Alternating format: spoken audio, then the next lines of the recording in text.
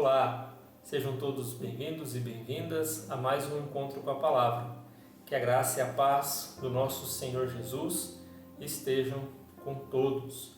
É com grande alegria que recebemos os amados irmãos aqui nesse espaço reservado do nosso canal para aprender um pouco mais da Palavra de Deus. E nós começamos, na semana anterior, uma série de estudos falando a respeito da Reforma Protestante e os seus princípios. Hoje nós iremos trabalhar a respeito da reforma da doutrina, a contribuição que a Reforma Protestante trouxe para que a doutrina bíblica fosse resgatada no meio da igreja. Por isso eu convido os irmãos a abrirem suas Bíblias comigo, lá em Judas, na Epístola de Judas, no capítulo de número 1, versículo 3 e versículo 4. Judas, capítulo 1, versículo 3 e versículo 4. Judas é um pouquinho difícil de se achar, então eu recomendo que os irmãos comecem de trás para frente, que abram primeiro em Apocalipse e voltem um livro antes, que vocês já encontrarão ali a Epístola de Judas. Nós iremos ler o versículo 3 e o versículo 4. Acompanhem comigo a leitura da Palavra de Deus. Amados, quando empregava toda a diligência em escrever-vos acerca da nossa comum salvação, foi que me senti obrigado a corresponder-me convosco, exortando-vos a batalhardes diligentemente pela fé que uma vez por todas foi entregue aos santos, pois certos indivíduos se introduziram com dissimulação, os quais destes muito foram antecipadamente pronunciados para a condenação, homens ímpios que transformam em libertinagem a graça de nosso Deus e negam o nosso único, soberano e Senhor Jesus Cristo. Amém. Então, Judas, ele escreve aqui para a igreja da época, provavelmente uma igreja a qual Judas tinha uma comunhão, exortando aqueles irmãos a batalharem pela fé. Mas o que é batalhar pela fé? Esta fé que Judas diz aqui, não é a fé pela qual nós cremos que um dia nos foi dada. A fé aqui que Judas se refere é ao ensino, à doutrina, aquilo que foi ensinado pelos apóstolos e por Cristo. Então, o caminho, assim dizendo. Então, a fé aqui que Judas exorta aos irmãos a lutarem significa perseverar, ou então permanecer naquilo que foi ensinado pelos apóstolos e ensinado por Cristo. Lembrando que este Judas não é o Judas Iscariotes, aquele que traiu Jesus, aquele discípulo que traiu Jesus. Esse Judas, a qual nós lemos aqui a epístola, é filho de Maria e filho de José. Então Judas ele seria o meio-irmão de Jesus, seria um dos filhos de Maria e de José. Judas se converteu logo após a ressurreição de Jesus e sua ascensão aos céus. Então ele se converteu ao cristianismo e começou a pregar o evangelho a qual ele havia testemunhado ali depois da ressurreição de Jesus e sua ascensão. Então ele escreve aqui para a igreja, para que a igreja lute, para que a igreja venha a batalhar pela fé, em relação a homens malvados, homens com más intenções que se infiltraram no meio da igreja e estão provocando ali discussões, provocando ali dúvidas a respeito da fé, a respeito do caminho ensinado pelos apóstolos e por Cristo. Então, contra estes homens, Judas pede que a igreja se levante e batalhe pelo Evangelho. O que a reforma protestante nos trouxe a respeito de doutrina? O que podemos entender é doutrina. Infelizmente, muitos acabam confundindo doutrina com costumes. Então, muitos alegam que não frequentam a igreja porque a doutrina é muito dura, é muito pesada, mas na verdade não tem em relação com a doutrina, e sim com os costumes daquela igreja, daquela denominação. Então muitos confundem doutrina com costumes, por exemplo, a minha igreja tem a doutrina de se vestir de tal maneira, a minha igreja tem a doutrina de não usar acessórios, das mulheres não usarem acessórios, do homem somente ter certa vestimenta, e muitas outras coisas que são costumes e não doutrinas. Doutrina é tudo aquilo que foi ensinado por Jesus e posteriormente pelos apóstolos para a igreja.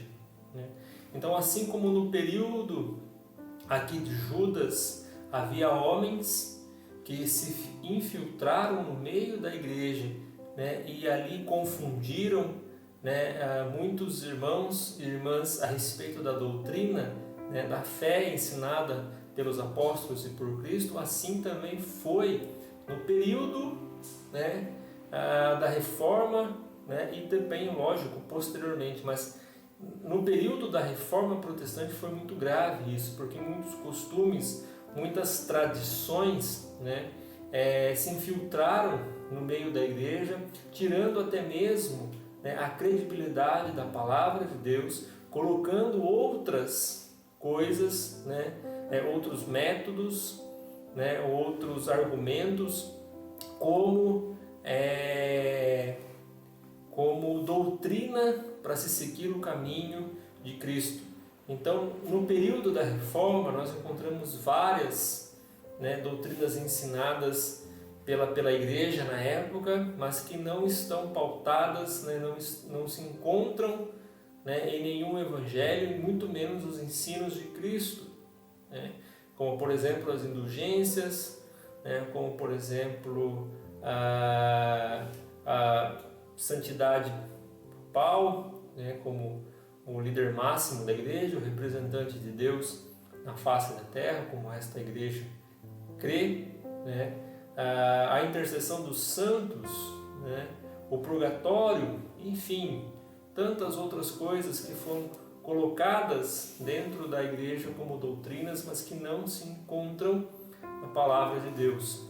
A reforma ela resgatou a doutrina do Evangelho. Judas aqui, ele nos mostra aqui alguma doutrina a respeito da qual esses homens estavam provocando ali uma certa libertinagem, provocando ali uma certa bagunça no meio da igreja. Ele fala aqui no finzinho do versículo de número 4, que esses homens transformaram em libertinagem a graça de nosso Deus. A graça, como nós sabemos, o favor imerecido pela qual nós somos salvos em Cristo, pela graça do Senhor, não por nossas obras, mas por sua graça. E esses homens, eles acabaram ali blasfemando, assim dizendo, acabaram ali tornando esta graça comum, esta graça do nosso Deus como algo sem valor algum. Então esses homens, eles deturparam a graça de Deus, entraram no meio da igreja e deturparam. Como eu posso deturpar a graça de Deus? Quando ensinos dentro de igrejas colocam como a meritocracia, por exemplo, como um caminho para se alcançar a salvação, né? Quanto mais eu fizer, quanto mais eu me dedicar, né? Quanto mais eu me entregar, mais Deus vai me amar, então eu vou ser salvo, né? Então eles excluem totalmente a graça de Deus de suas vidas espirituais e focam na meritocracia, né? Em fazer algo para Deus em troca da salvação, fazer esta barganha com Deus, né? Isto é deturpar a graça de Deus, né?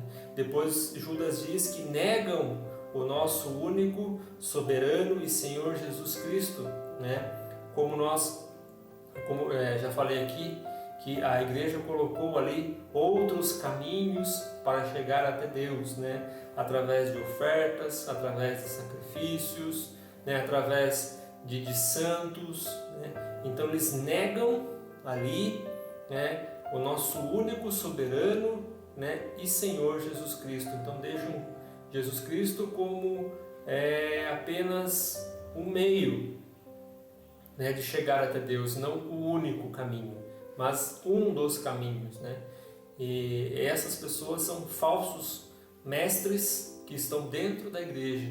E nós, como cristãos, né, precisamos batalhar pela fé, batalhar pela doutrina, perseverar nela e preservar ela dentro da igreja, através da palavra de Deus. Não podemos aceitar tais ensinamentos, né?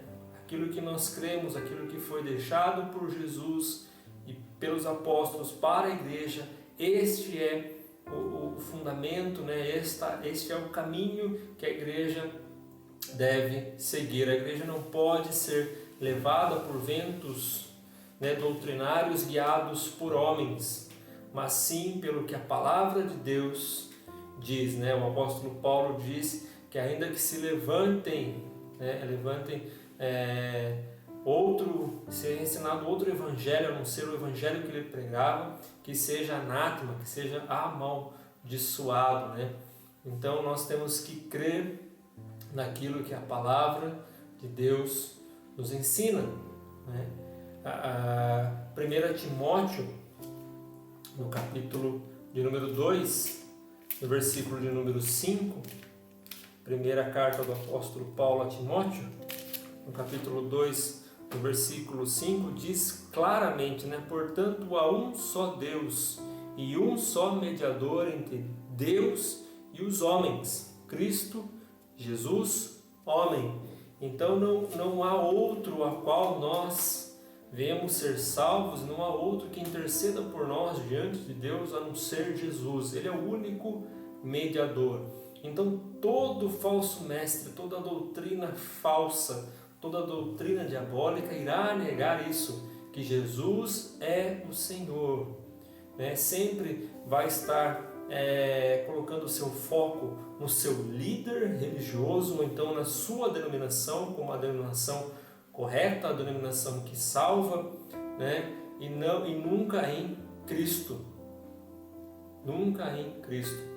Então a reforma trouxe de volta, né, esta doutrina, né, que Jesus é o centro da igreja, né? A igreja, ela está,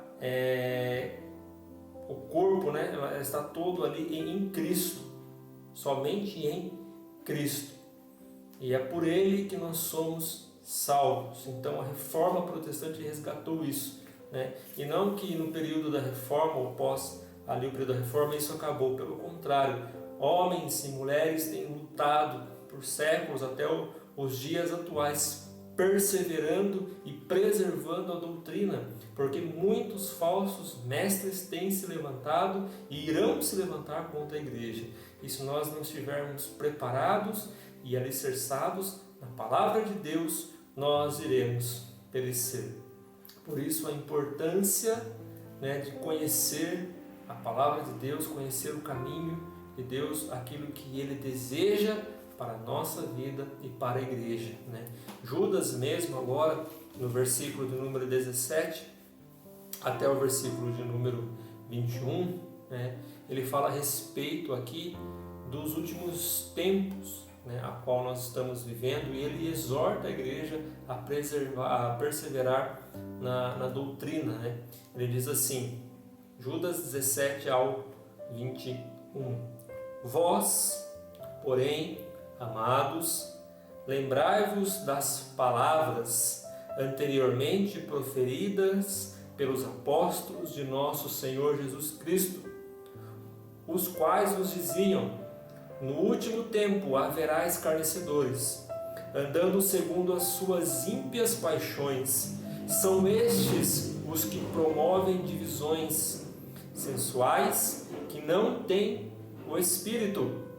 Vós, porém, amados, edificando-vos na vossa fé santíssima, orando no Espírito Santo, guardai-vos no amor de Deus, esperando a misericórdia de nosso Senhor Jesus Cristo para a vida eterna. Então, Judas aqui está dizendo, né, que no último tempo haverá escarnecedores, né? E nós sabemos que nos nossos dias há pessoas que escarnecem da palavra de Deus, da obra de Deus. Por isso precisamos estar atentos, né, e vigiando em todo o tempo para batalharmos pela fé, né? Que nós possamos não pegar armas para atacar as pessoas, mas pegar a palavra de Deus para defender a sã doutrina, que possamos manter-nos firmes no caminho pela graça de Deus. Que Deus nos abençoe, que Deus nos guarde. Um forte abraço a todos e até o próximo encontro com a palavra, se assim o Senhor nos permitir. Até lá!